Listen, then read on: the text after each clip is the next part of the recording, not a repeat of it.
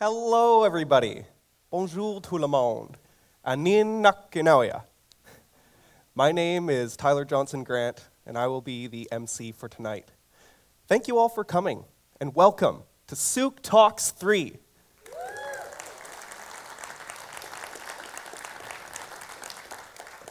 First of all, I would like to acknowledge the traditional territories upon which we stand, that of the Sooke Nation and the Coast Salish people. At this moment, may I ask that we all honor their lives. To them, we say Haichka, Kleko Kleko, thank you.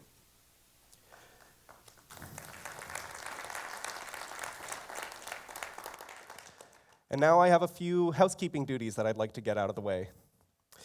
So first off, I'd like to ask everybody in the audience to either turn off their cell phones or put them on silent. And if you must take a phone call, please exit politely out the back of the theater, take your phone call, and resume your seat when you are finished. Secondly, fire exits, in case of an emergency, are found here at the bottom of the stage on the right, out the back of the theater, out the front doors, and the muster station is in the parking lot out the front of the school. Bathrooms are located out the back of the theater, down the hallway towards the gym, and they're just on your right. And now, I would like to thank everybody who has made tonight possible. Now please hold your applause until I make it to the end of this long list. First off, I would like to thank our donors for their contributions to the silent auction. So thank you very much, West Coast Aesthetics, Home Hardware, Royal Bank, Coast Capital, Next Gen Hearing, Reflexology for You, Sooke Fax and Copy Center, Sooke Newsmere, Sooke Flower House, Subway, Tale of the Whale Art and Antiques, Acupuncture Works, PharmaSave, Jake Grant Jewelry Design, Little Vienna Bakery, the Suds and Pups K9 and Auto Wash, the Otter Point Veterinary Hospital, Buffy's Liquor Store, West Coast Grill, and Studio 6. And I would also like to thank Village Foods, Sooke Food Bank, and the EMCS Culinary Program for providing us with some snacks during our intermission. And a special thanks to Sooke Glass for their cash donation. Now, I would like to thank our tech team, Steve Anderson, Tristan Line, and Alyssa Taylor. Our videography team, Frank Antonson, Dal Little, and Damon Pike. The footage from tonight will be uploaded on the Sooke Talks YouTube channel. And on that note, can I please ask the audience members sitting in front of Frank's camera here to refrain from standing during the speeches? We just don't want to block the shot. And finally, I would like to give a huge thanks to all of the people that helped organize tonight's event. Jeff Bateman, Tanya Eamon, Marlene Berry, Roseanne Day, and Deborah Hockey. So please, give a big round of applause to everybody that's helped tonight.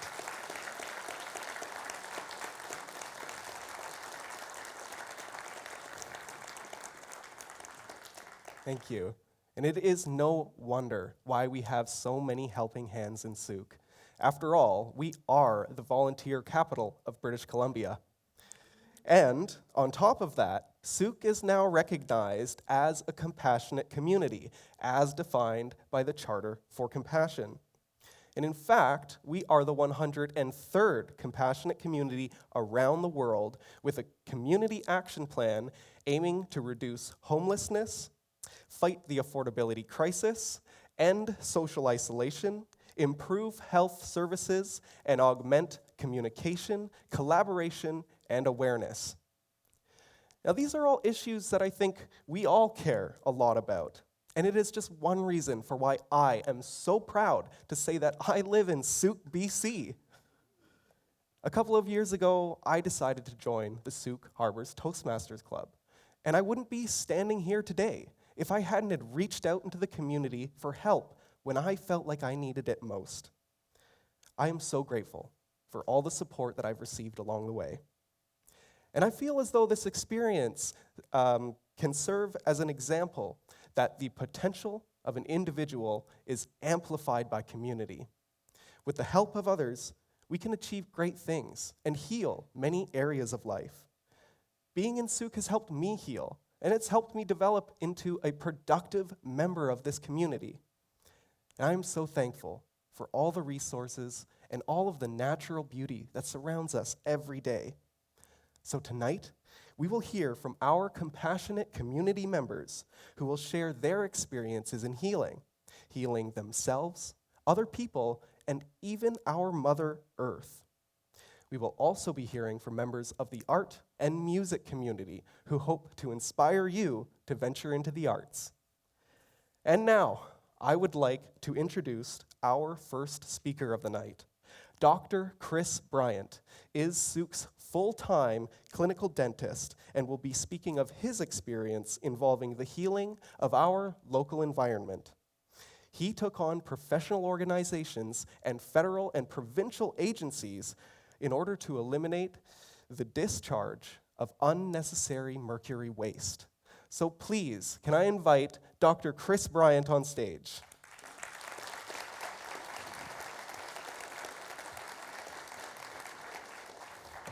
Thank you.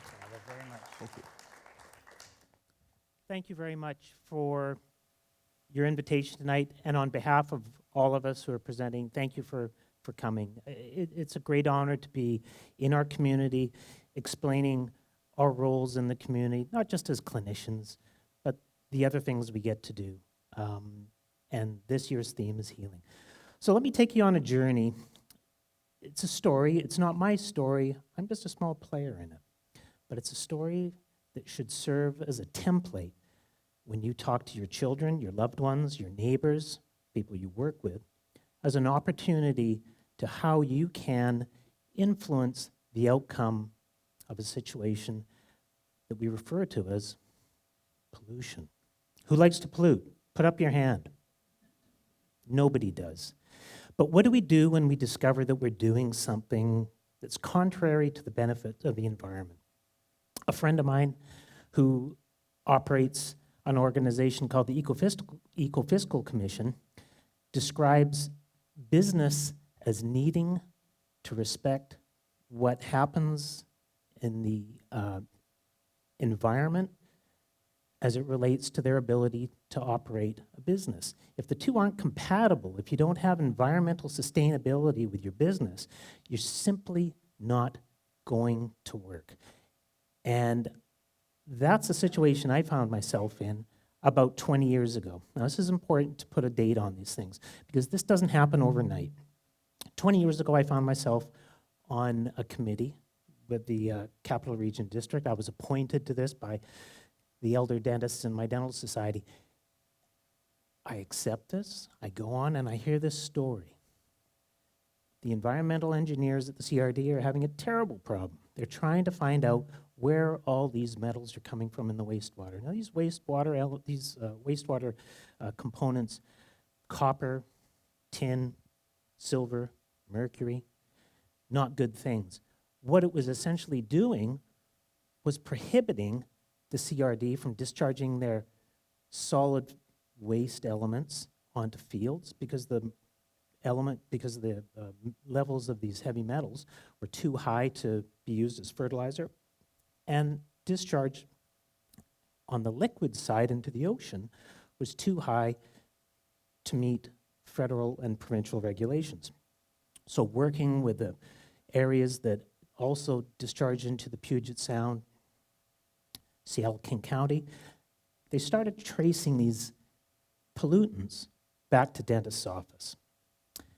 What do you think organized dentistry did when we informed them that this was coming from my colleagues' offices?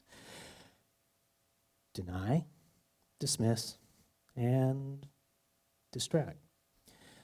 So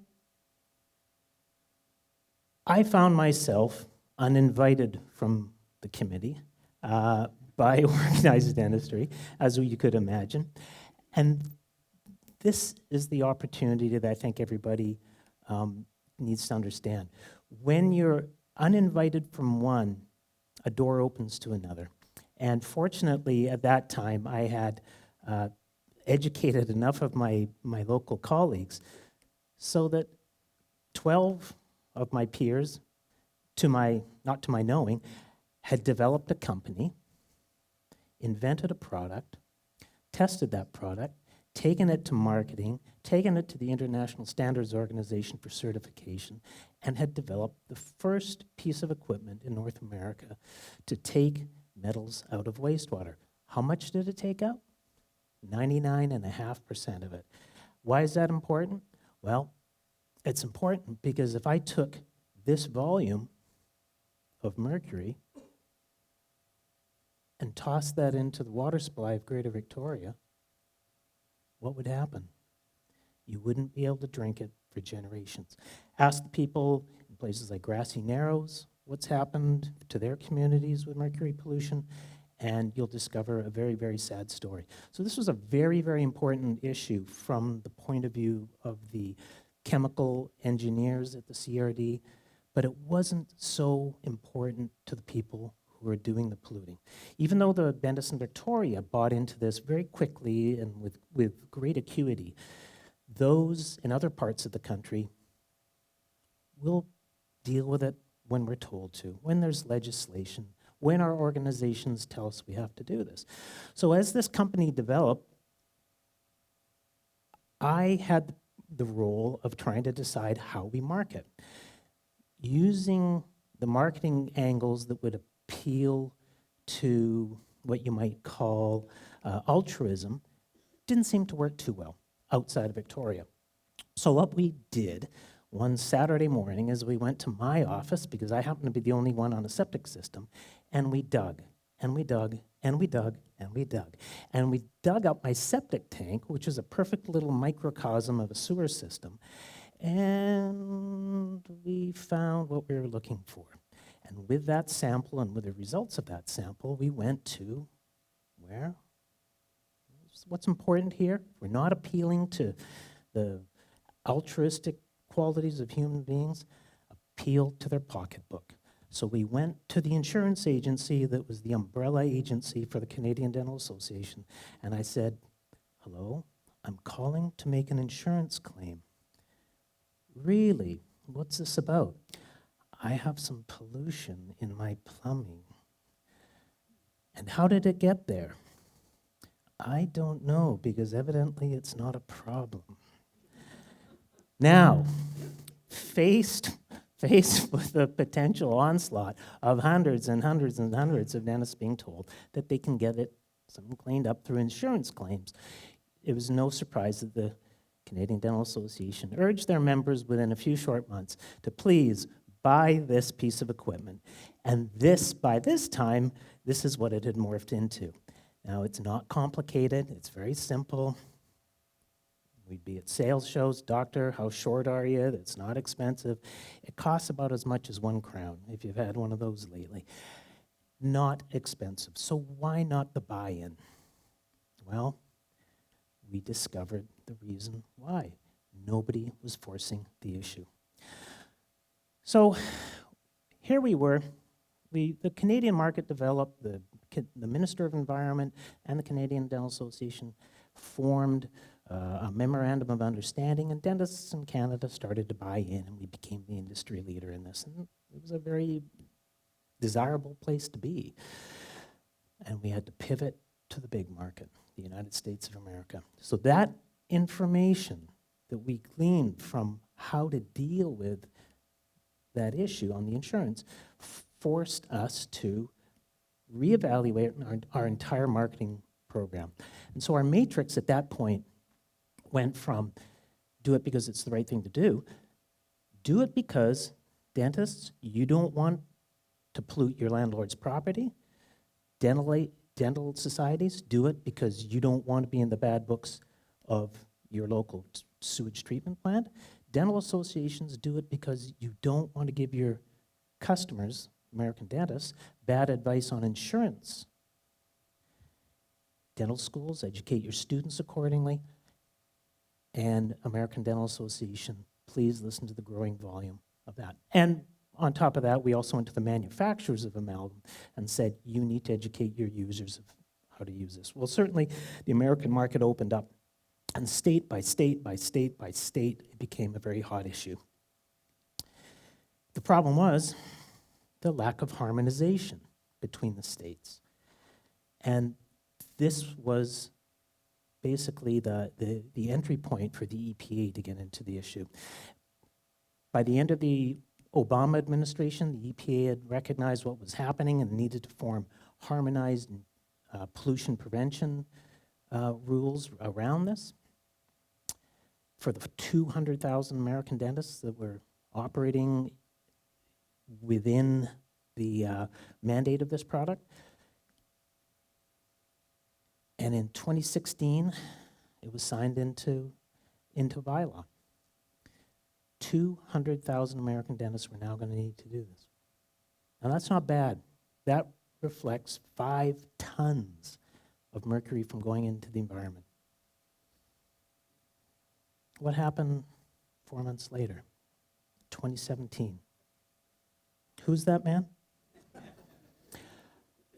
Not saying anything.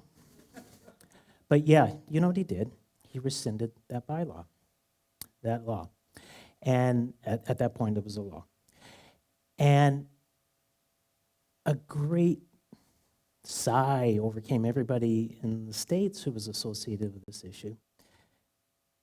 Yet there's a way to solve this problem. Could they launch, environmental groups launch complicated legal action that would take years and years and years? Yeah, they could. But I gave you all clues on how this was to be solved. Who would think about the clues I've given you? Number 1 clue, Seattle, Victoria. Number 2 clue, think outside the box. Think outside the box. So what a few of us in Canada did is that we conveyed to our federal minister of environment, the importance of the White House administration supporting and upholding binational agreements on pollution that existed as far back as 1972 with the Nixon White House bringing in the Clean Water Act.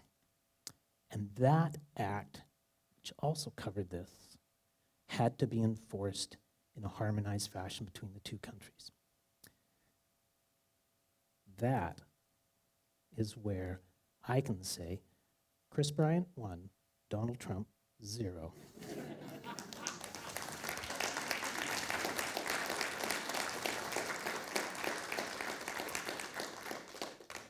I await his reply. But this story is not so much my story, it's the story of how we need to approach pollution in the future. We need to approach it from the point of looking at the chain of custody of that product. And in so much as I threw away a plastic bottle today, I was the end user of that. There's somebody who produced the components that go into that plastic bottle, there's somebody who produced the plastic bottle, there's somebody who made money off selling that plastic bottle, and there's also somebody who brought it to market. I'm the end consumer, but I'm part of the whole chain. So children in the audience, you've got 20 years ahead of you to solve tomorrow's problems. Please use this framework of thinking differently, thinking outside the box, not being impatient, and understanding all the rules to solve these problems. Thank you so very much.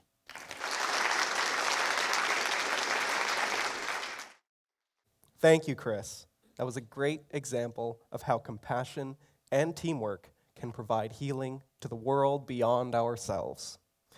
Compassion is an energy that can be shared with others, and in the right hands can encourage them to find positive solutions to their earthly issues. Our next speaker has done just that. Hannah Dahmer is an EMCS student. She is our youth speaker for tonight. She's a bright young lady who has volunteered her time to teach children the value of art and point a finger at the issues surrounding the funding of art programs in our schools. Please welcome to the stage, Hannah Dahmer.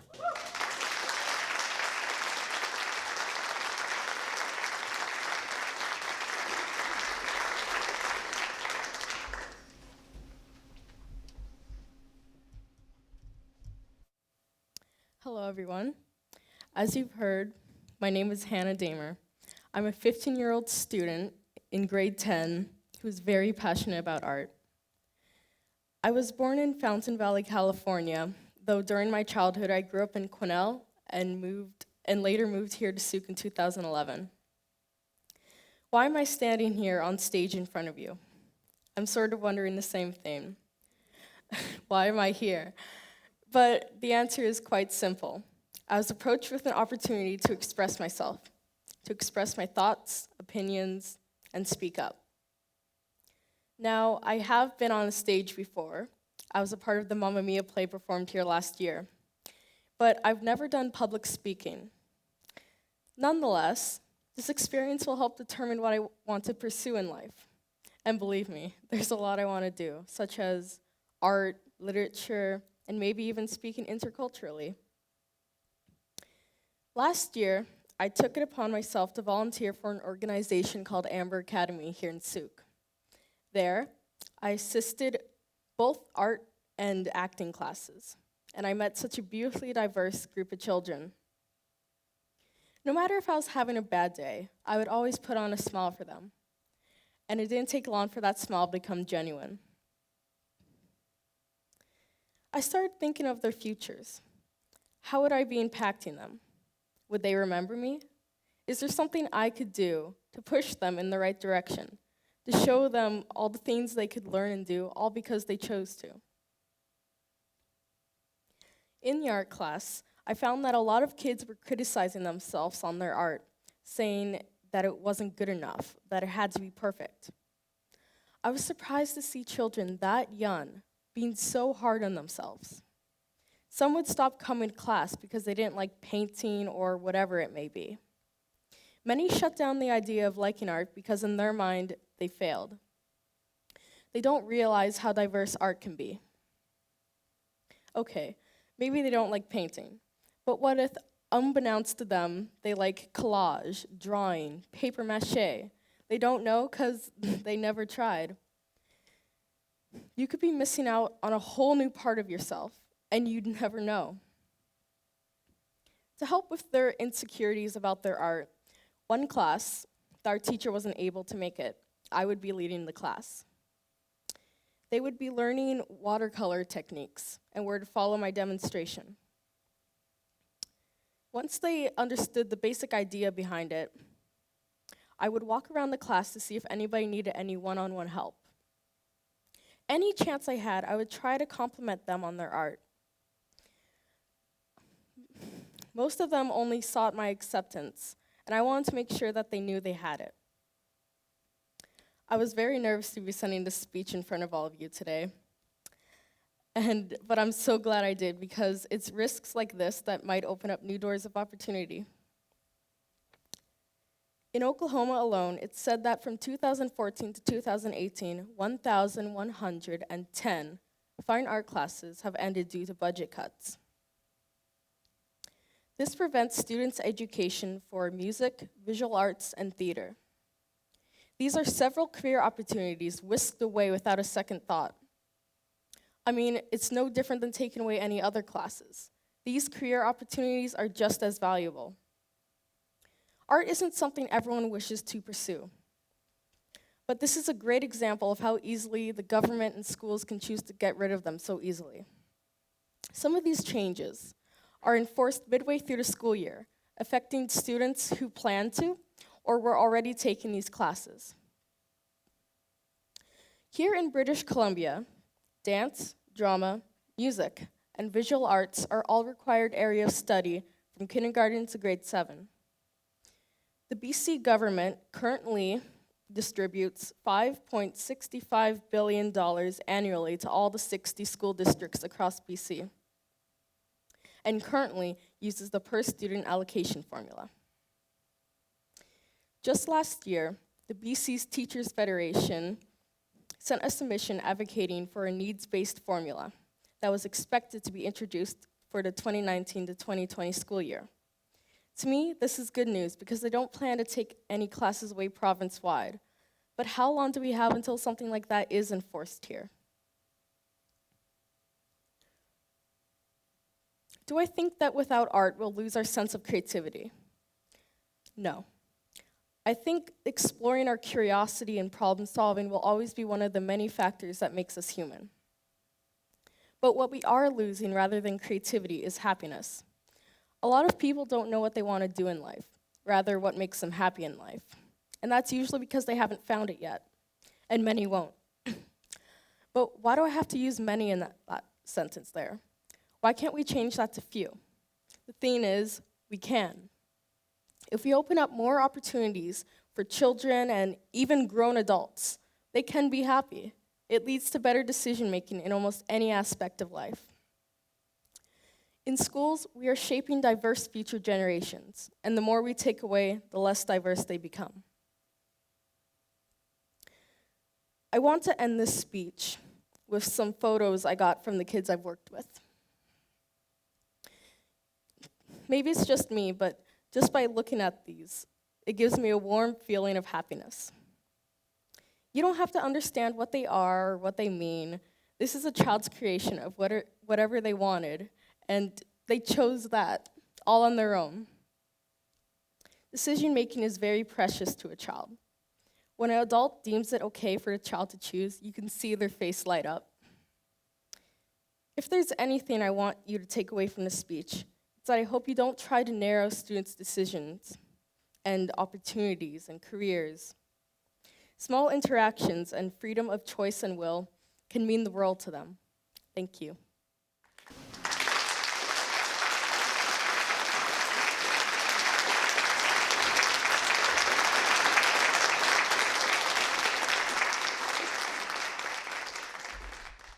Thank you, Hannah. Your work is inspiring.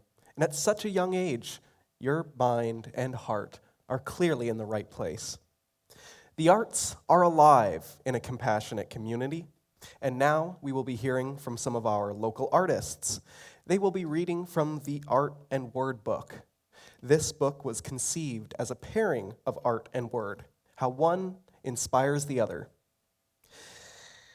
It was published last year by the Sooke Arts Council and helped raise a $1,000 scholarship for an EMCS student. We will hear from our speakers in the following order: Linda Gordon, Linda Green Abraham, Frederique Philip, and Tanya Darling. This is the Art and Word group.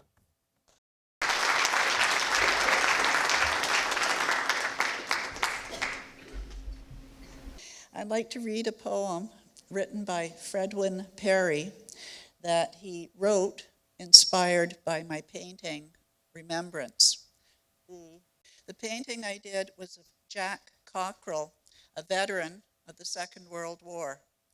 The painting, like I said, inspired Fredwin to write this poem. Every picture tells a story, his firm jaw and metals in contrast to his saddened eyes, to witness devastation and empty helmets of friends. Life and love flourished to help him survive. In that winter wood of farewell, his gift was supporting our new beginnings. The other painting is a painting by Brenda Parkinson. It was in the Sooke Fine Art Show, the year that she painted it, and I was so taken with the picture. The Kiss is my poem, and Brenda's painting was called Winter Love. Standing in the snow, in the soft evening glow, flakes of white flutter down, shatters the silence all around. Standing in the cold, wearing fur and gold, seared upon the inner fabric of my mind, afraid of seeing what I might find. Clark, Clark, the raven in the tree, one last kiss for you and me. The roaring silence ringing in my ears, of facing the fears of goodbye tears. Flakes falling in the twilight glow, the reverb silence muffled by falling snow. One last kiss standing in the snow, one last kiss before we go. Thank you.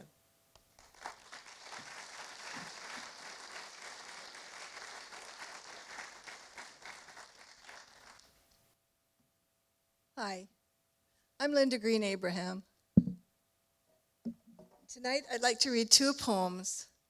The first one was inspired by a watercolor by Brenda Parkinson, and it was called Abandoned But Not Lonely. Is it up there? Yes. And I couldn't resist the twinkle in the eye of that picture. So I tried to write a poem that had an equal twinkle. It's called The Old Red Truck. 3 kids and my uncle and a sheepdog named Buck piled into my uncle's old beat-up red truck, and the rooster named Ben rode along. Together they traveled the back roads beyond, climbing hills, fording rivers, ever singing their songs, and the rooster named Ben sang along. Then Buck and the kids and my uncle came home, and mid laughter and giggles and song, sat down at the table with stories to tell, and the rooster named Ben laughed along.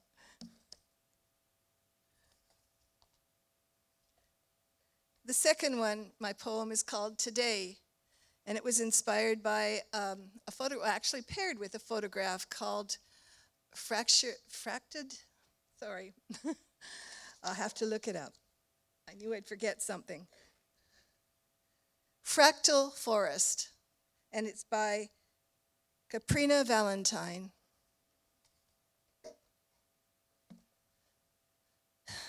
Today, I walked down to the water. A still, placid pool caught my eye, and I found there reflected my deepest desires, looking back, smiling sadly at me. I paused for a moment and wondered, how could this pool know me so well? How did it perceive all my deepest desires without ever feeling my touch? I stayed for a while by the water, a sweet zephyr brushing my face, and I wept salty tears for my deepest desires and the dreams that would never come true. I'll return to that pool ever after and study the images there, but I fear I won't salvage my deepest desires of the life that was never to be. So I'll go on my way past the water. I'll strive and I'll toil and I'll dream, and I'll fashion anew my deepest desires from the ashes of what used to be. Thank you.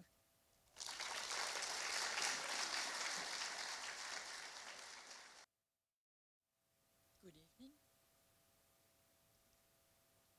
The way it happened that I decided to help to have more writings when I saw the painting by Linda Gordon, Sunset on Whittet. And I thought, I have seen a lot of sunset on Whittet, and maybe I should write something. But what happened, it's still a mystery to me. And if ever any one of you decide to write, so my brain and my heart went together with my hand and the pen. And when I was finished, it was not at all what I thought I was going to write. I reread it and I thought, who wrote this?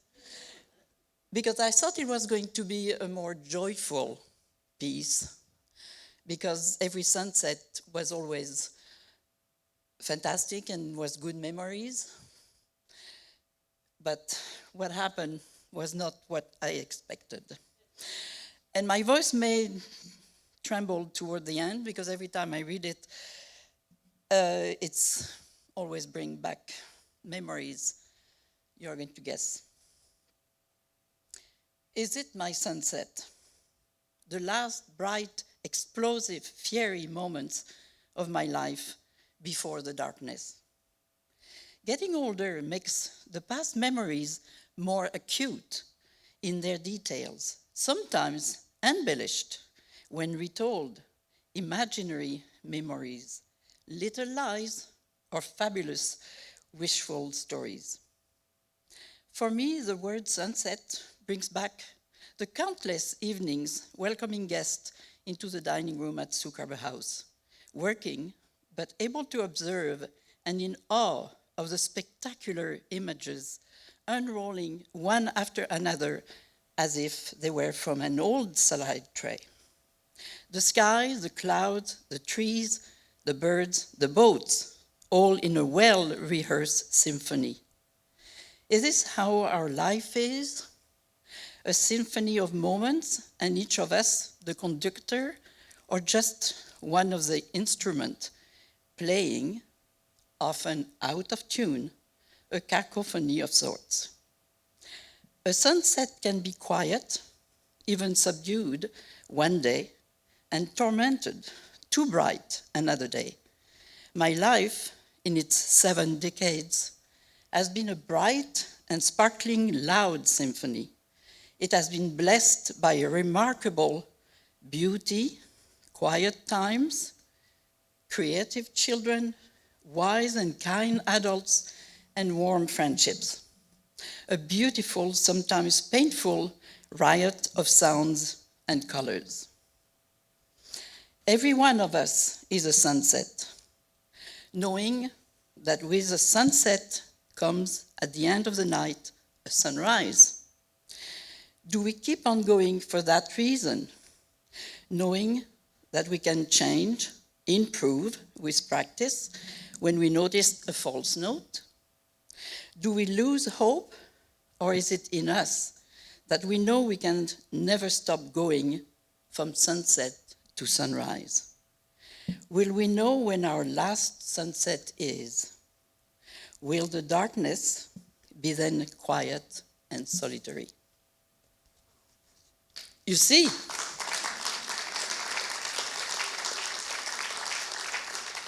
I still don't know how I wrote this. A more cheerful piece. Glad to be Yellow by Sheila Knox. And actually her painting is at the show that we have at the South Shore Gallery on Otter Point until November 14th, I think. It's a beautiful show, so you should all go and look. You know, I'm always promoting local, local, local. Glad to be yellow. I love yellow. I see a burst of color and suddenly I imagine smiles, laughter. I feel happy and joyful. All the past and forgotten memories of playful summers come to me. All of this because a ray of sunshine has entered our home, has emerged from the clouds. The day seems lighter, more hopeful. I love yellow. From yellow to orange to red, I find so much passion and power in these colors. I love yellow. So powerful against the darkness, it lifts my spirit. I want to dance, to sing, to embrace life fully with confidence and without fear. Love bursts out of me. I'm like a sunflower, turning myself to the sun to get more. Insatiable appetite for more warmth. Warmth from the sun, as intense and warm as the dancing flames of a fire on a cold and dark night. I love yellow. Thank you.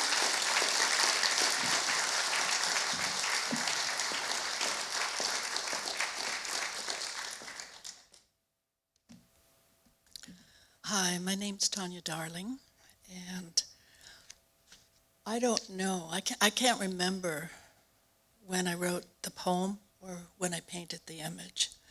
So the poem is called Focus. Do we see as with the eye of a camera, forever frozen in the viewfinder, identifying with a vague memory?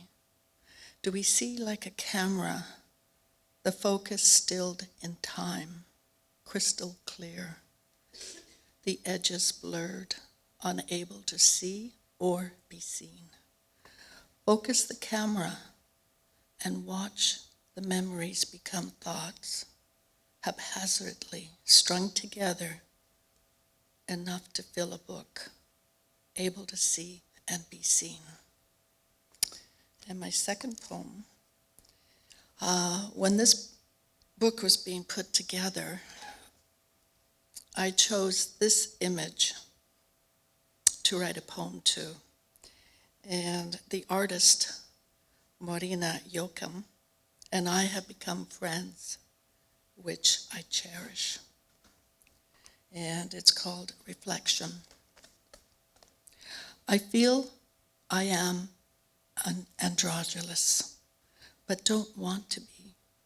People can't survive without categories, morphing into the bits and pieces, hardwired to a gender identity, never suspecting that each bit would slice into the core I call myself. Girl, an identity I am working my way out of. My girl skin stretched out on the desert floor, desiccated from laws set up to appease a god built by the memories of society. Skinless, I realize I am not my memories. I am my dreams. Thank you.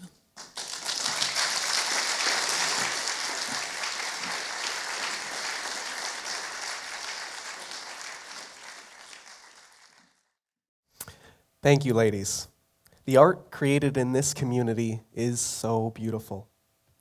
The scenes of nature and connections with others that we experience here in Sooke inspire so much emotion and creativity in all of our souls. And if you are seeking a chance to display your artwork, the second volume of the Art and Word book will be released this spring. There is an online call for artists wishing to submit art and writings for this book. Please visit www.sookearts.ca to submit your work. The theme is how art inspires word and how word inspires art. The money raised by this book will benefit the Salmon Enhancement Society, as well as contributing to the scholarship for EMCS students. If you would like to purchase a copy of the book that we just heard from, you can do so in the foyer during the break. There is also a one-of-a-kind, signed by the artists, copy of the book for sale in the silent auction.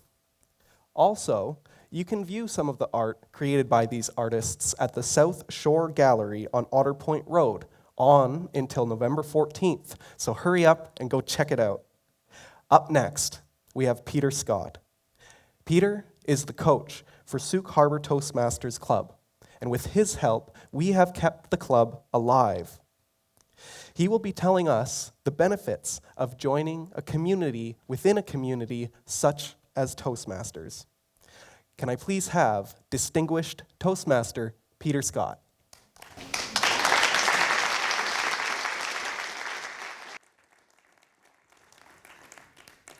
You're having a good time. Aren't our presenters superb? They have worked really hard to bring you this.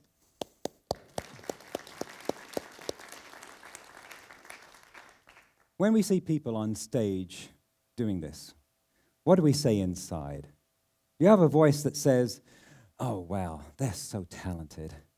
But I wasn't given that talent. I could never do that. And some of us listen to that voice so much that we forget that we have a message that we want people to hear. All of these speakers have made giving you their message more important than listening to that voice. In order to do that, they learned that speaking in public or leading a group isn't a talent. It's not a gift bestowed on a few of us by a capricious and stingy deity. It is a skill that anyone can learn, and I do mean anyone. They didn't teach it when I was in school, so I had to learn it the hard way. But in Sooke, we have an easy way to learn it, and that's called Toastmasters. It's an international organization of 350,000 members in 140 countries. And let me say, first of all, that it has nothing to do with toast. It's been around for nearly a century. So I'd heard about it before I joined, but I always thought that it was about after-dinner speeches or other pompous ceremonies I had no interest in. It turned out that what Toastmasters really does is change lives. It teaches the skills of communicating and leading for every purpose. So even if you have no intention of ever getting up on a stage like this, what if, say, you're asked to speak at a memorial or congratulate at a wedding, or if your boss asks you to present at the company meeting?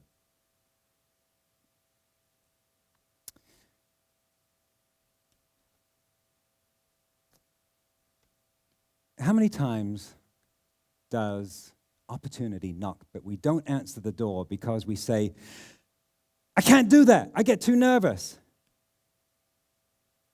Jerry Seinfeld observed that studies show that people are more scared of speaking in public than anything else, including death. Which means that at a funeral, they would rather be in the casket than delivering the eulogy. And that is a shame, because at Toastmasters, we learn that nerves can really be our friend. We get past the nerves pretty fast, and then we go on to the craft of speaking. I've seen people who are so nervous, their legs wouldn't hold them up in front of the room. People who turned red and bolted, and within a month, they were enjoying speaking so much we had to remind them when it was time to stop. If you want to be a better communicator or a better leader, then check us out. We meet Tuesday evenings at 7 o'clock at Air Manor, and you can come any night.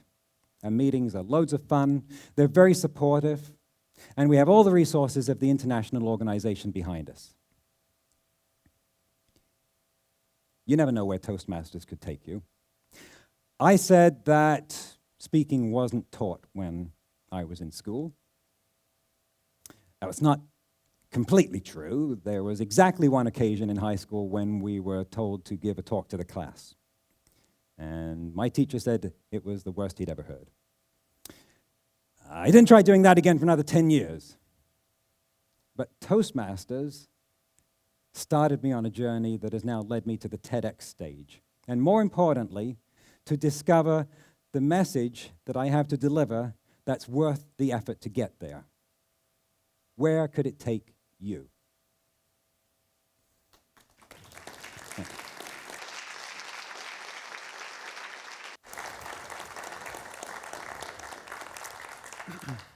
The Toastmasters Club is certainly a compassionate space. They are very welcoming of newcomers looking to improve their speaking abilities or develop some more confidence. And if any of this has piqued your interest, there is a Toastmasters booth set up just out in the foyer. They are happy to see any of you. So now, we will have a 15-minute break to stretch our legs, get a snack, and take a shot at the silent auction. And if any of you are wondering about the painted chairs out in the foyer, they are for sale. They are asking $300 for a chair, and please see Roger Temple if you wish to make a purchase.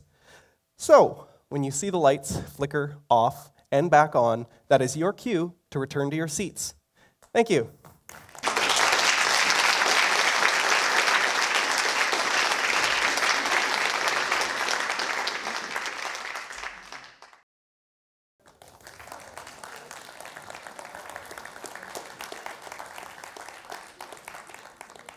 Welcome back, everybody. Please sit back and get comfortable. We have a delightful second half. We will now be hearing from an inspiring duo. Bob Whittet and Fred Andrews are members of the Sooke Philharmonics Club. They have joined forces a couple years ago to form their group, Brew. With Bob on the stand-up bass and Fred on the guitar, they hope to inspire you, or to inspire the musician within all of you. So please welcome Brew.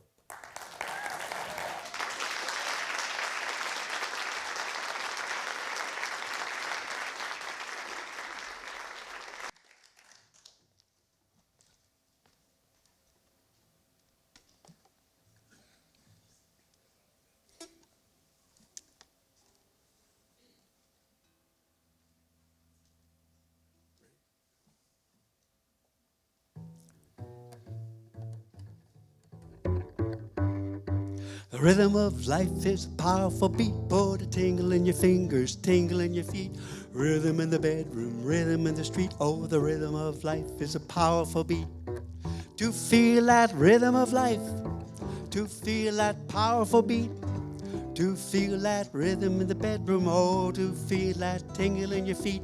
The rhythm of life, the music of life is a powerful beat, and it's in all of us. I had the good fortune to grow up in a musical family. My mother was an accompanist, a piano accompanist for ballet schools, and my dad was, in his spare time, a church organist and choir director, and when he wasn't golfing. And I had two sisters, both of them ballet dancers and pianists. I grew up playing the trumpet, and all my life I've been playing music, singing music, working with bands and choirs and orchestras. But the permanence of music as a part of our core self really struck home for me when I was visiting my mother in a care facility in Oakville, Ontario. Now, she had recently turned 100, and she wasn't that communicative anymore, and she was in a wheelchair part of the time. So I was wheeling her around the lodge one day and talking to her about the family and showing her pictures of the family when I saw a meeting room. And the meeting room door was open, which was unusual, and in it I saw a piano. And I thought, I wonder. So I wheeled her into the room and up to the piano. And the moment the wheelchair bumped the piano, and I mean the second, her old hands came down on the piano, and she played an old piano ballet exercise piece, a bar exercise, she told me. And I thought, wow, this woman has trouble remembering the names of her grandchildren. Who doesn't? Anyway, of her grandchildren, and yet the music is deep inside her. She remembers the music. And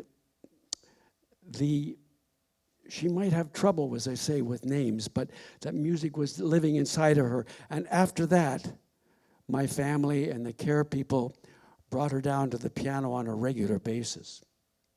Her speech may have been limited, but she was speaking loud and clear in her own voice from her core of being. And now, I believe that music lives in your core as well. So we're going to have a look at your inner musician, the one that's maybe been tucked away for quite a long time. You know, I meet a lot of people in music who say, you know, Bob, I haven't done any music since, like, primary school. Well, we've got a piece from that time in your life. Now, Fred's going to start it, and I would think that probably many of you will pick up on the name of the song within the first few seconds. And when we get to the song, when I start it, I'd like you to join in. Join in singing the song. The words are going to be up on the screen when we get going. So join in singing the song, or you can just say the words in rhythm. That's okay too, or any combination thereof. Fred.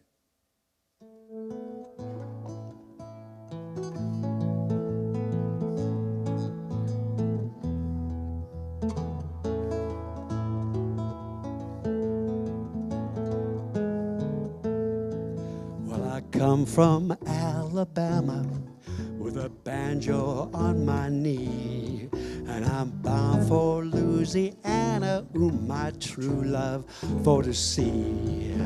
It rained all night the day I left, the weather was bone dry. Sun so hot that I froze myself. Suzanne, don't you break down and cry. I said, oh, Susanna, oh, don't you cry for me, 'cause I come from Alabama with a banjo on my knee. Well, I had myself a dream the other night when everything was still. I dreamt that I saw my girl Suzanne. She was coming on down that hill. A buckwheat cake was in her mouth, a tear was in her eye. said, I come from Dixieland. Suzanne, don't you break down and cry. Oh, Susanna, oh, don't you cry for me. 'Cause I come from Alabama with a banjo on my knee.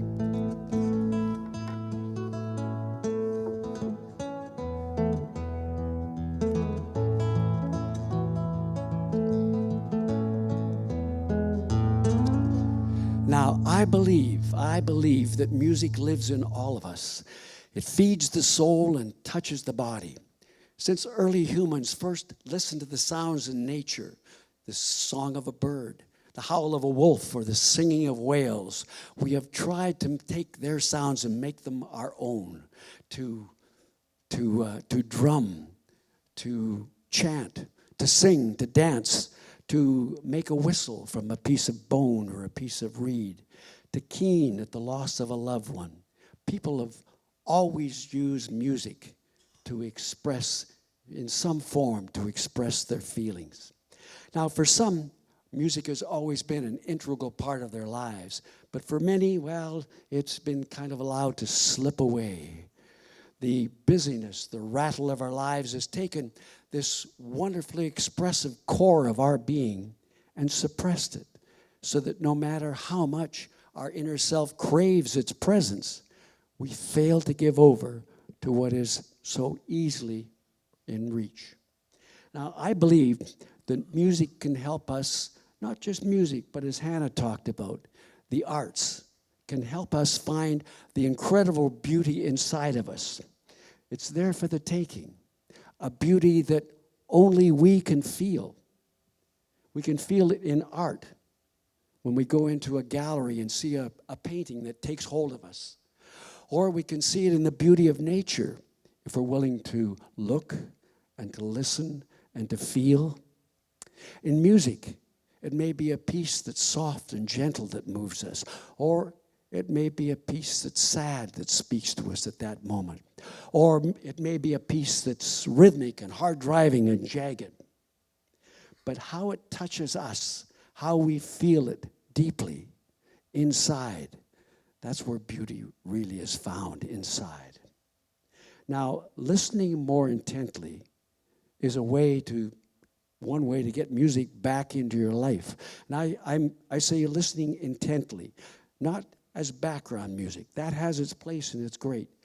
But to listen with a focus, to listen for the melody, listen for a counter melody, listen for the rhythm of the music, the color of all the instruments as they come together.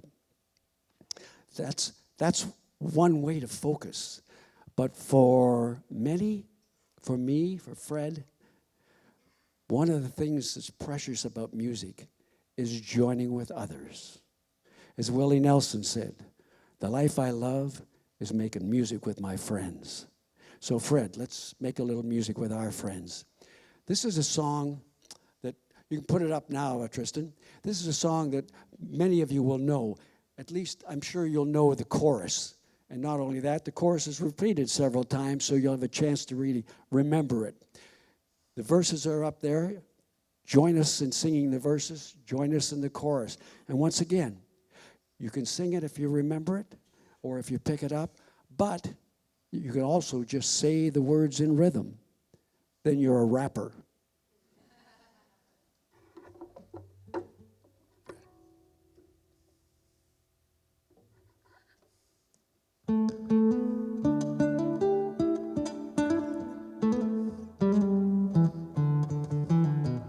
Pulled into Nazareth, was feeling about half past dead.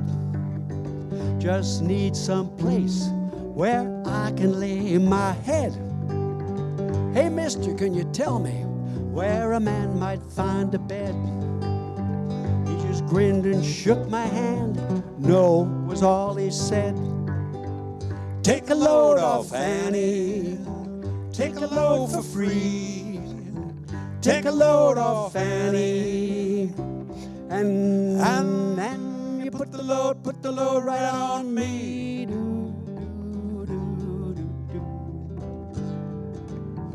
I picked up my bag and I went looking for a place to hide.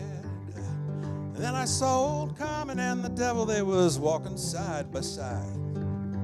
I said, hey, Carmen, won't you come on, let's go downtown.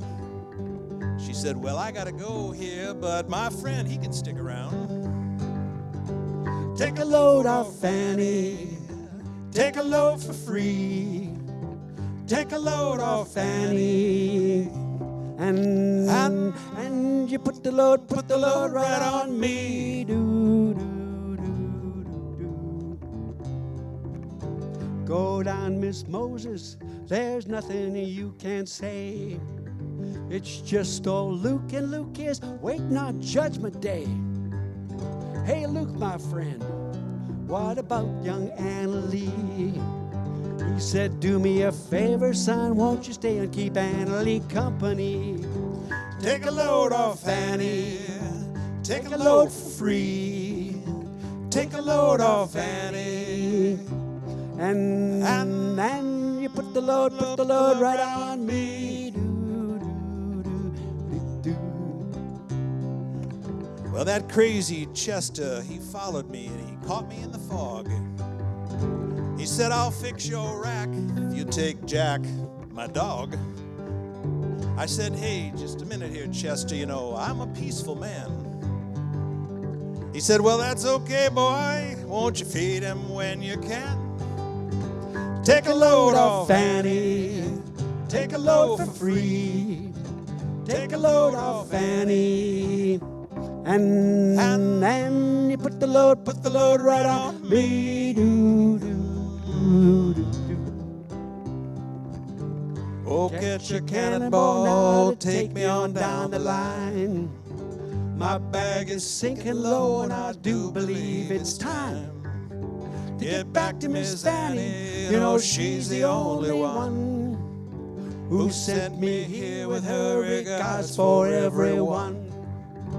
Take a load off Fanny, take a load for free. Take a load off Annie, and you put the load right on me. Do, do, do, do, do.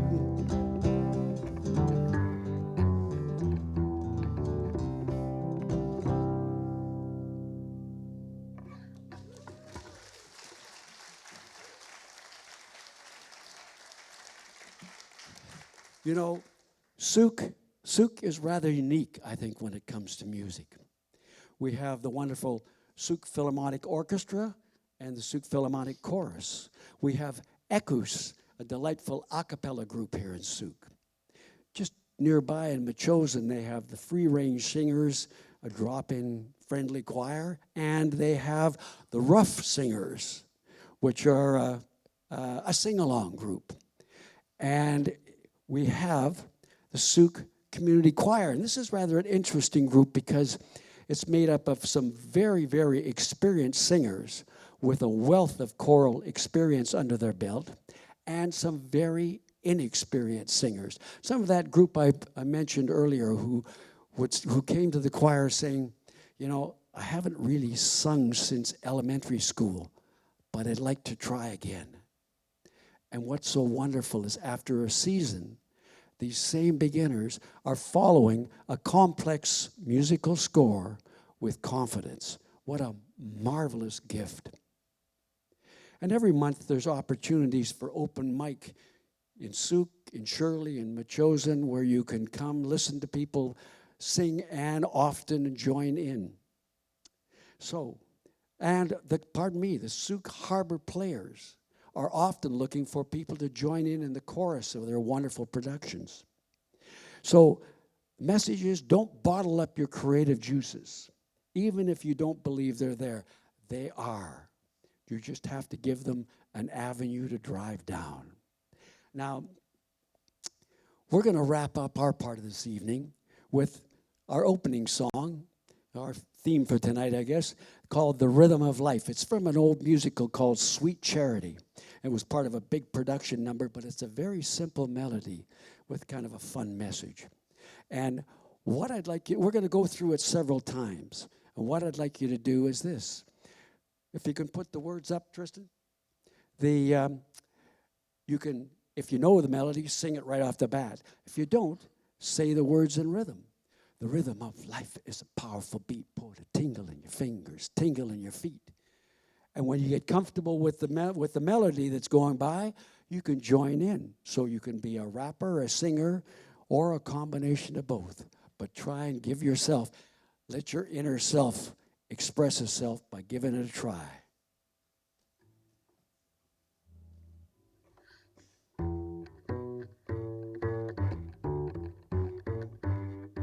The rhythm of life is a powerful beat. Put a tingle in your fingers, tingle in your feet. Rhythm in the bedroom, rhythm in the street. Oh, the rhythm of life is a powerful beat. To feel that rhythm of life, to feel that powerful beat, to feel that tingle in your fingers. Oh, feel that tingle in your feet. 'Cause rhythm of life is a powerful beat. Put a tingle in your fingers, tingle in your feet. Rhythm in the bedroom, rhythm in the street. 'Cause the rhythm of life is a powerful beat. To feel that rhythm of life, to feel that powerful beat, to feel that tingle in your fingers. Oh, to feel that tingle in your feet. The rhythm of life is a powerful beat. Put a tingle in your fingers, tingle in your feet. Rhythm in the bedroom, rhythm in the street. Oh, the rhythm of life, powerful beat. To feel that rhythm of life, to feel that powerful beat, to feel that tingle in your fingers. Oh, to feel that tingle in your feet. 'Cause the rhythm of life, the music of life, is a powerful beat. And it's in all of us. Thank you. And thank you, my friend and fine Brew, Fred Andrew. Thank you very much. Thank you. All right. Well, wasn't that such a fun way to pump compassion into the air? The magic of music certainly has a way to warm our hearts and prepare you for our next speaker. Doug Dalquist has quite the exhilarating story. He has climbed the highest of heights and experienced some of the lowest of lows. Now, he shares his story about adventure and healing, and along the way, he stoked some improvements in the health care service. Please welcome Doug Dalquist.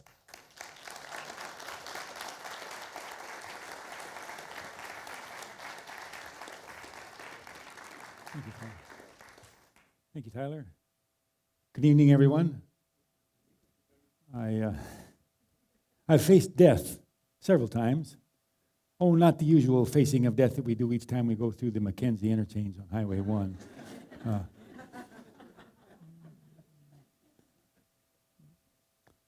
faced death a couple of times, once on K2 and once with Parkinson's disease. I've been a mountaineering guide and instructor for the last 50 years. And for some of us, our recreation is the same as our vocation. So in 1990, 5 of us decided, just for the fun of it, to climb K2. K2 is the world's second highest peak. It's in Pakistan, India, or China, depending on whose map you read. We'd been up there for a month and a half, and we were coming down from our final summit attempt. And at about 8,000 meters, there was a big ice cliff. Just underneath it, a steep gully.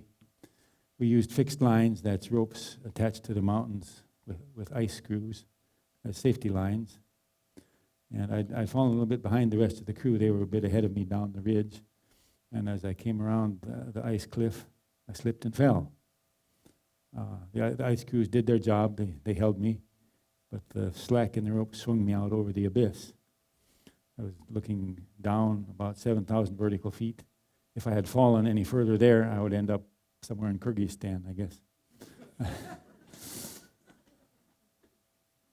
But I knew a couple things about the ice anchors. They're designed to take the shock load of a fall, but they're not designed to take the steady load of somebody, a steady pull of somebody on the rope, which I was doing now, hanging there.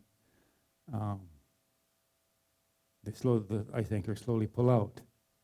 So I assessed my situation there. The guys who were ahead of me, they didn't see what happened to me. There was a place to rest a little ways down the mountain, and I figured they would stop there and wait for me. And when I didn't come, they would eventually decide that they have to come back up looking for me. And I figured that would take about an hour. I figured I had about half an hour before the ice crews pulled out. So if I was to get out of there, it was up to me. And I did it. Here I am telling you about it. We had a whole system of self-rescue that I used on the rope, and pretty laborious, but I worked my way over to the ridge, got up on the ridge, and came down to where the guys were resting, right where I thought they would be. They were glad to see me because they said they were just getting ready to come up looking for me. And I said, yeah, I slipped a little bit back there. Yeah. And we continued on down the mountain. 9 years ago, I was diagnosed with Parkinson's disease. For 6 years, it was really just a little tremor in my left hand, nothing more of an annoyance than anything else. But then about 3 years ago, I descended into Parkinson's hell. The tremor got worse, it spread to my left leg. I lost function in my whole left side, I had to stop climbing. I started to shuffle and stumble and fall down. I felt tremendous fatigue, anxiety, depression. But I felt then being dead seemed like an okay alternative. I tried a number of different of the Parkinson medications, the usual ones. They didn't seem to do anything for me. I tried some alternative practices, stem cell harvest and deployment, acupuncture, Chinese herbs. I don't think the pickled crickets, well, they made an interesting tea, but I don't think they helped the Parkinson's any. In my own researches, I had been hearing about this surgery, deep brain stimulation, in which they cut holes in your skull, push electrodes down in there, and turn on the electricity. It sounded a bit risky. I wondered why, in the 6 years that I'd been diagnosed, my neurologist and my doctor had never mentioned it to me as a treatment. I got a new neurologist and a new doctor. And the new neurologist told me that they do 50 of these DBS surgeries every year in British Columbia, but the wait list is 6 years long. Did I hear that right? 6 years long. She said, if you have another option, do it. Well, I did have another option. I have some insurance through Social Security in the United States. So I decided to go there and get the job done. And we finally settled on Stanford University Medical Center. They do 200 DBS surgeries there every year, and they're good at it. They're probably the most expensive place on earth to go to. But I had some friends and relatives there, so we had a place to stay, and I went there to get the surgery done. What's the wait time there in the United States? At Stanford anyway? There's no wait time. From the time we first started looking into making appointments at the medical center clinic until I was laying on the table under the knife. Well, not a knife, actually, it's more of a drill. 2 months. In mid-January of 2018, I had an interview with the lead surgeon, and he said, you're a good candidate for the surgery. When would you like to do it? I said, how about tomorrow? He looked at his schedule and said, well, I have an opening on February 2nd, Groundhog Day. I said, sign me up. So we did the surgery. It's 2 4-hour surgeries, 1 week apart. And in the first surgery, they drilled holes in my top of my skull there and sent the electrodes down all the way past the thalamus, down into the amygdala, down around the basal ganglia there. And they had me awake for that surgery because they wanted me to help guide them into the right place. At a certain point, they said, wave your left hand, wave your right hand, say this sentence really fast, say this sentence really loud, so that they were pinpointing the location of the electrodes. Then a week later, they installed a pulse generator here, fished the wires up through my neck, and connected the electrodes to the pulse generator. Then they gave me a month to heal. And after that month, they turned on the electricity, and my symptoms disappeared.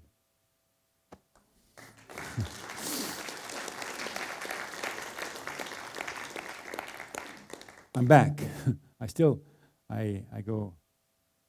I'm back to gardening. I do some rock climbing at the indoor climbing gym in Victoria, Crag X. I'm not all the way back. Public speaking is a little difficult, so I joined Toastmasters. My balance is a little bit off, So I go to Tai Chi classes 2 days a week.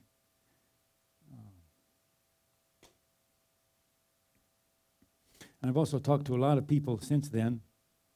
I've met a lot of people with Parkinson's disease. Some of them have never heard of the DBS surgery. Some doctors and nurses and neurologists have never heard of the DBS surgery. So last spring, the Minister for Health announced that they were doubling the number of DBS surgeries in British Columbia from 50 to 70. Government math. You know. 70 is a kind of magic number with them because they said there were 70 people on the wait list, and if they're doing 70 surgeries a year, that sort of takes care of it. But I wondered, why are there so few people on the wait list, and why is the wait list still 6 years long?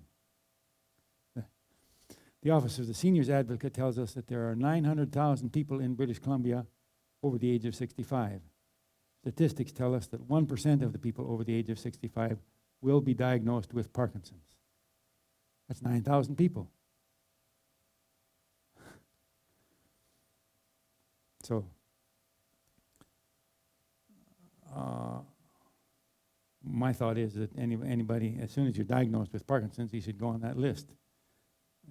You might not use or need the surgery. For some people, the medications work. Alternative medications work. They probably, if it's working for them, they probably won't want to have brain surgery. So, but why not put everybody on the list? Well, I guess one of the reasons is money. Where does the money come from? I think of allocation of resources. The Mackenzie interchange that I mentioned at the beginning is costing us $100 million. Well, the way I look at it, that's 2,000 DBS surgeries. So I would say, forget all the numbers. You probably have forgotten them already anyway. But if what you can all do to help is just what I did. Talk to everybody. Talk to everybody you know, especially if you know somebody with Parkinson's. Tell them about the DBS surgery. Make sure your doctor knows about it. Your neurologist, if you have one. Your favorite politicians, if you have any. If we can save 9,000 BC seniors from a lot of suffering, let's do it.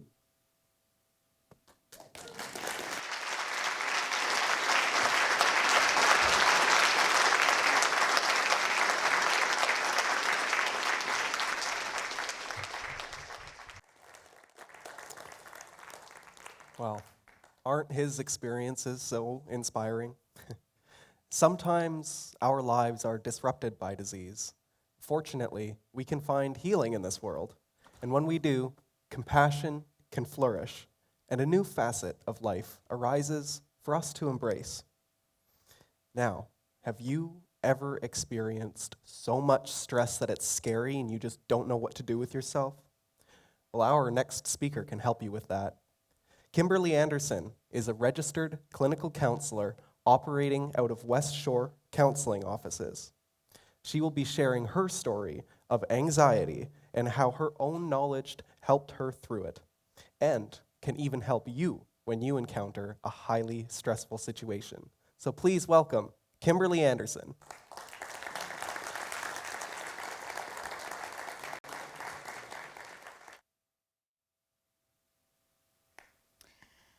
Life-changing experiences. We've all had them, sometimes good, sometimes bad.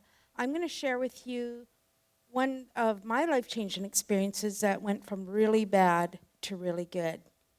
2011, I'm in the MRI, and I have to go quite regularly. They're just checking on growth of stuff, and I'm in the MRI, and I'm hearing the thunk, thunk, thunk. If anybody's ever had one before, you know it's a little scary.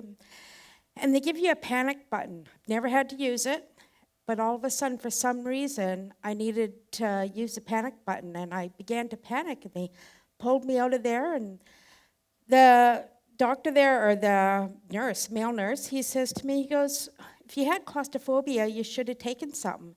And I said, I don't have claustrophobia. And he goes, yes, you do, but you're going to have to go back in. So he put a cloth over my eyes, and he says, you're a therapist, you know what to do. So I go back in there, and I'm doing all my visualization, tears running down my eyes, but I manage it, 45 minutes long. 2012, the following year, I take an Ativan. The doctor had given me some Ativan for this, and didn't do a thing. Same thing, in the tube, cloth over my eyes, tears running down my face. I do my visualization, keep my heart rate down. 2013, so I figured, I'm going to get on this, so I took 7 Ativan. If anybody knows what Ativan, they're tiny. I didn't think, it would, as far as the panic, it didn't touch it. But as far as my body and what it did, yeah, it affected me.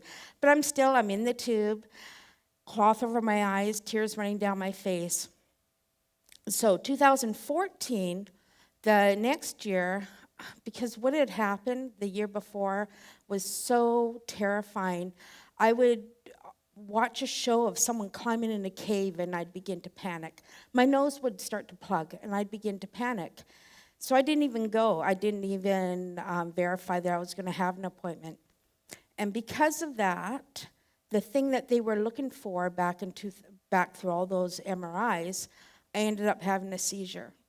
And because of that seizure that I had at the beginning of 2015, they said to me, you're going to have this procedure. And in this procedure, we're going to have a mask, and it's going to tighten over your face.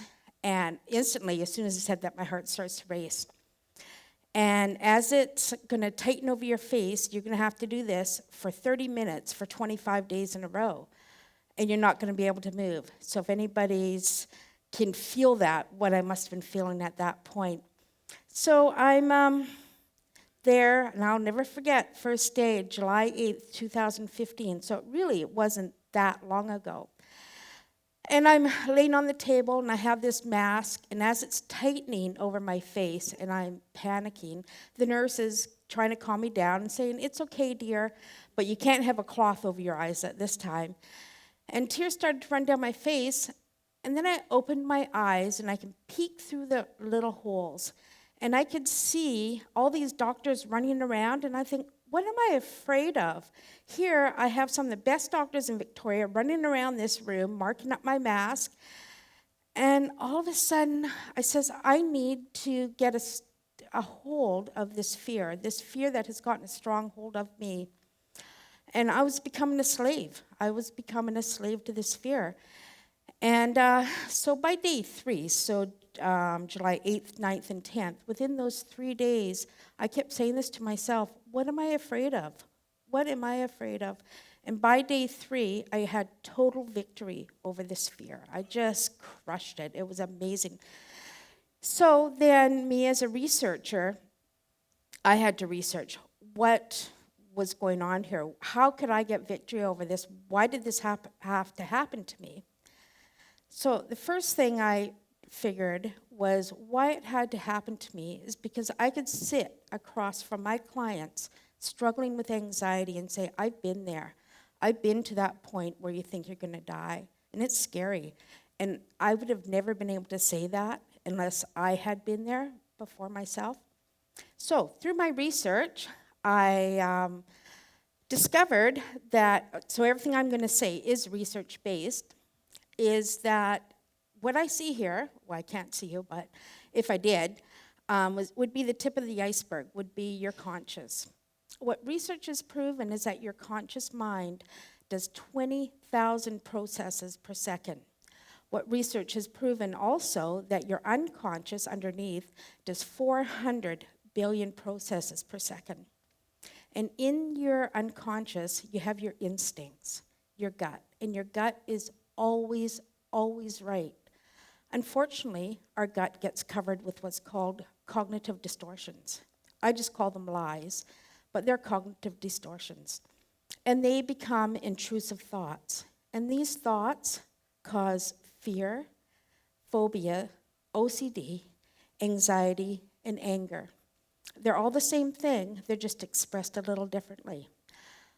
I don't know why we're created this way, but our unconscious cannot tell the difference between fiction and reality. So it truly believes these lies to be real. And that's what hypnotism is. So if you see anybody who's hypnotized on stage, he thinks he's a chicken, he knows he's a chicken, he acts like a chicken. He'll look down and see that he's not, but he truly believes he is. That's how strong these lies and this hypnotism is. A couple points. It is not hereditary. You do not get it from your parents. You cannot pass it down to your children. It is not biological. Yet research has proven that it's highly, highly contagious. So you can get it from the people around you, but not biologically. So you can feel it when you go into a stressful situation. You can feel it. You can feel the stress when you go into a department store that's really full. You can feel everybody's stress. And especially when you don't have your A game on, you'll even feel it even more. And this is meant to happen to keep us safe. Let's say we're being chased by a bear. Our heart will start to race, our blood pressure will go up, our skin will conduct and get all sweaty, our eyes will actually dilate, and it's called black eye, and our body goes from being alkaline to acidic. And when we're acidic, we don't think rational anymore. We go into what's called fight, flight, or freeze, or it's called the amygdala hijack, and our frontal cortex will go offline, and we won't think rational. This is when we do and say the things that we normally wouldn't do. It's okay if you're being chased by a bear, because you would know what you're going to do. If you were a rabbit, you would freeze. But unfortunately, because of these cognitive distortions, these lies, we think we're at risk when we're not. Now, really quickly, what I'd like to do is just leave you with a tool that could help you get from being acidic to alkaline. Also, one more thing, when a child, or sometimes adults too, talk about getting a gut ache, when they're very anxious. Well, that's because acid is pouring into your belly. It's truly happening. Our bodies are psychosomatic. So what is going on the inside, we'll feel on the outside. So really quickly, what we're going to do is I will just run through what's called 5-5-5. 5 things you see. So let's say the lights, the flag, then you name 5 things. 5 things you hear. I hear the fan, I heard a pop, somebody cough. 5 things you feel, and I'd say I feel my feet, I can feel my hair, just 5 things you randomly feel. Then you take 4 deep, slow breaths, and I mean deep and slow. It's called box breathing. So you go.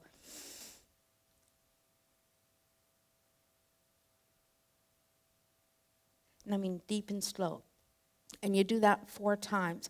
By the 3rd breath, your body has now gone from being acidic to alkaline, and you'll be able to think rational. And it does work. And I hear the feedback from people that it's just changed their life. This whole experience for me was life-changing, and I hope that, some of you will be able to take some of this, and it'll be life-changing for you.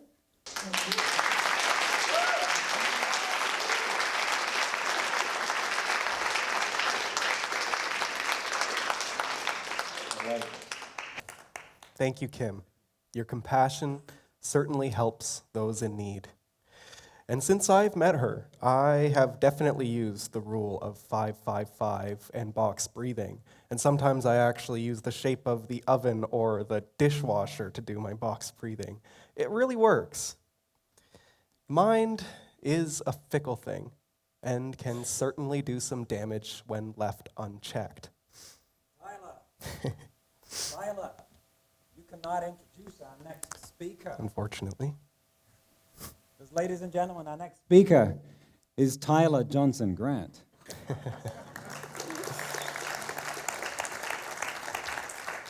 Tyler joined Toastmasters 2 years ago and says that it has helped him recover from social anxiety.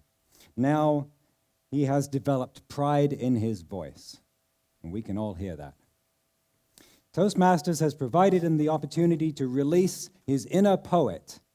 Tonight, he will share with us all a story that he wrote. Tyler wants to inspire you all to love the world a little more. Tyler Johnson Grant.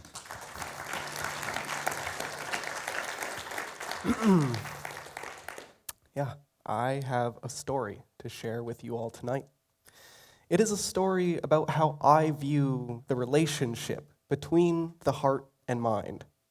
I think it's important for us to create this heart and mind connection, because when we think rationally about the ways we feel, then we can find less time to criticize ourselves and other people, and we find more time to focus on self-development and serving others. Now, we have heard from some awesome people here tonight who have developed this heart and mind connection. They have focused their time on making the world a better place and more colorful for the people that surround them. When the heart and mind work together as one, great things can be accomplished, just like we've all heard tonight. And now, I'm going to ask you to reflect upon this story I'm about to tell. Try to fit it into your own life. This story is titled, By the Rivers of Babylon. In the beginning of time existed a ball of light. Its influence knew no limits.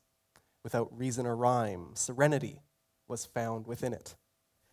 This light was no critic. It knew no pain, no judgment, no hate. All it knew was the power to create. And create it did with everlasting joy. All things in existence knew only rejoice. Every heavenly body was without choice, with lives of their own, but only one voice. And then they spoke. Every morsel of its creation spoke in unity. I am the heart. I reach even beyond the universe, yet am of the same part, the same original union, when everything and nothing was one. And with this prayer, the heart knew there was trouble to come. Well, at that moment, a separate entity had created itself. This was new in the universe, and its existence was felt. Feel, I say, for that's all the heart knows. What the heart feels is real, so it be told. This new ball of light created its own reality, a dimensional rift where the beings of its influence could begin to twist and shift. Well, the heart had no control over this. There was no such thing. It gave up the creation to experience a new beginning. And so it began. This new ball of light took hold over a certain parameter of the universe. Its confidence was bold. It made its own limits and began to see. Well, it cared not to feel. It wanted to be. It stopped the everlasting flow in order to know. And then it was so.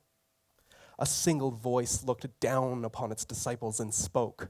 I am the mind, and I have created yours. Bear witness to my greatness, my majestic magnificence. I am all there is to live and relive. What lies beyond me is not important to thee. Well, the mind was by no means wrong, and its glory is something to be regaled. I am amazed with what the mind can do, the things we have created, and what we all put ourselves through just by thinking. The heart and the mind, they weren't always so opposed. This is just the life that the mind had chose. And it is intrinsic for the two to disagree. Yet it was the mind that accused the heart of heresy. And with this exclamation, the mind's disciples took judgment. They looked upon the heart, and they called it repugnant. Well, the heart felt pain. The heart felt fear. Well, the heart felt all that it is to be here within us, a materialized body, the manifestation of scrutiny and mythology. The heart and the mind, they will live forever. But to cope with the mind, the heart must be clever. And I've found over time that the heart knows how to keep quiet, remaining eternal in a rhythmic silence. Now, with the heart being stifled, the mind was pleased. This earthly domain was taken over with ease. The mind's disciples, as an extension of it, began to form the world as they saw fit. With advancements in technology and architecture on the rise, the mind's disciples would soon meet their demise. And the souls of this new world, well, they cared only for themselves, and their rulers built monuments for the future to tell of their glory, their power, their wealth, and their destiny. Well, how are we to place blame? It was their propensity. But their morals, they were surely something to change, and the darkness of the human spirit in these times is so strange. Yet the one wild wonder was from where the universe came. But those who knew the answer, they were burned at the stake. They were smote by the righteous for Christ's sake. Please understand that the Lord's Son was of the heart. And from this point of understanding, I think we can start to communicate effectively with one another and to appreciate the mind. With a heart and mind connection, we can begin to see in a world gone blind. Yet it is the mind that speaks out above the seekers, saying to them, "It is me to whom your attention must be afforded." Well, I say not, for then our spiritual journeys are thwarted. Yet, as the disciples detest this civil unrest, the heart begins to speak. In a manner of which is silent, this language is unique. It is peace the disciples sought. When they were silent, they slowed their thoughts. They proclaimed with an ancient reverence, "It is from the mind we seek severance." And so they sat by the rivers of Babylon, conjuring compassionate communication between the heart and mind. We have will. We have love. We have the ability to end the battle between dark and light, to find ourselves and reunite our hearts. Thank you.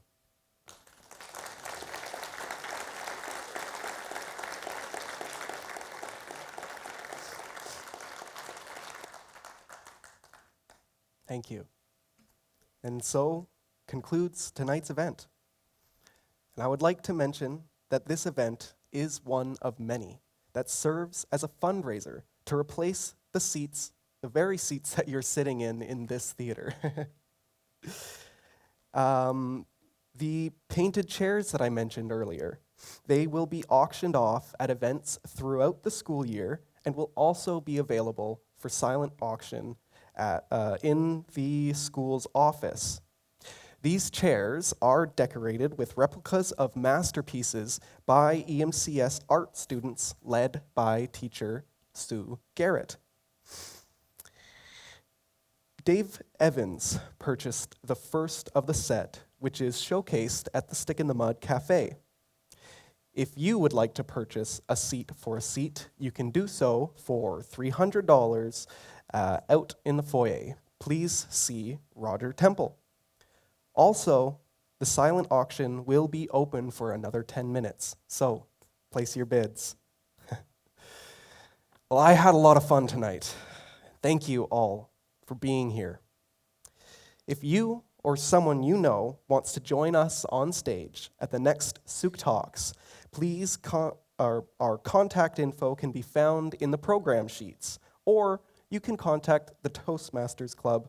There's even a Facebook page. I would like to give a huge thanks to all of our speakers. Can you guys please join me up on stage?